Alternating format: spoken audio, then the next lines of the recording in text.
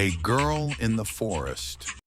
The forest stretched endlessly, thick with towering trees that seemed to whisper among themselves.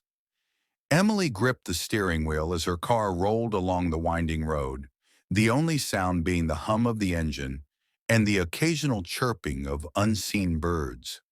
She had been looking forward to this trip for months, a chance to escape the suffocating city life and find solace in the serene embrace of nature. With her faithful dog, Max, by her side, she felt ready for an adventure. But fate had other plans. A loud pop shattered the tranquil silence. The steering wheel jerked in her hands, and Emily barely managed to guide the car to the side of the road. Her heart pounded as she stepped out and saw the cause of her distress: a completely shredded front tire. With no signal on her phone and the sun beginning its slow descent, she realized she had no choice but to seek help on foot.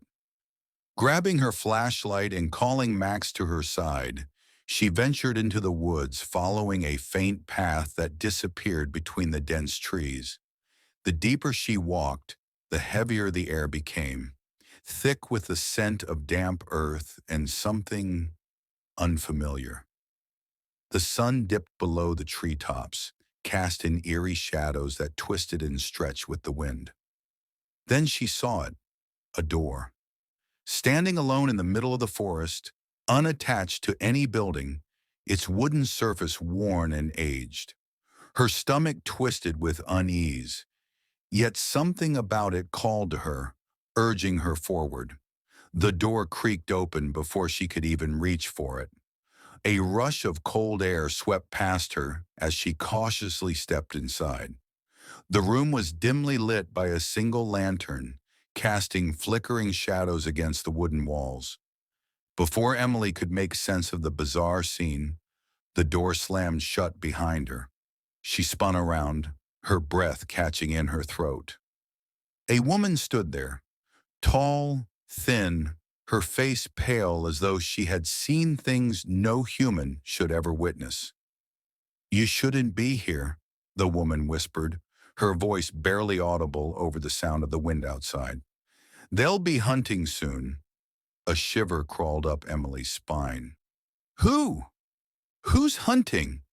The woman's hollow eyes bore into hers. "Skinwalkers."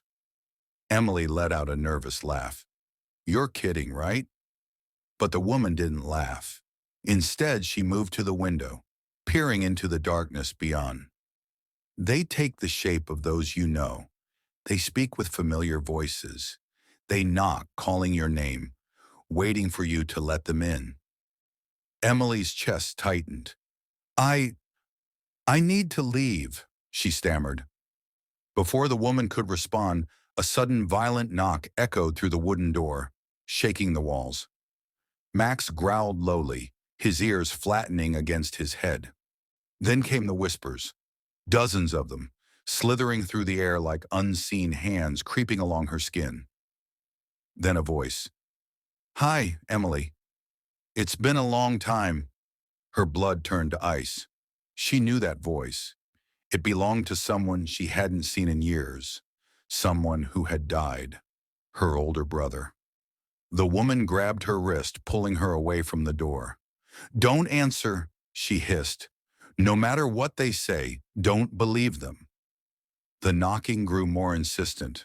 The voice outside sounded so real, so heartbreakingly familiar. "Emily, it's me," it pleaded. "I've been waiting for you." Tears stung her eyes. She wanted to believe it, but deep down she knew. The woman pressed a finger to her lips and pointed to the floor. A trap door. "It's the only way out," she whispered. Emily hesitated for only a second before gripping Max's collar and following the woman down into the darkness below. The hatch shut above them just as the door burst open.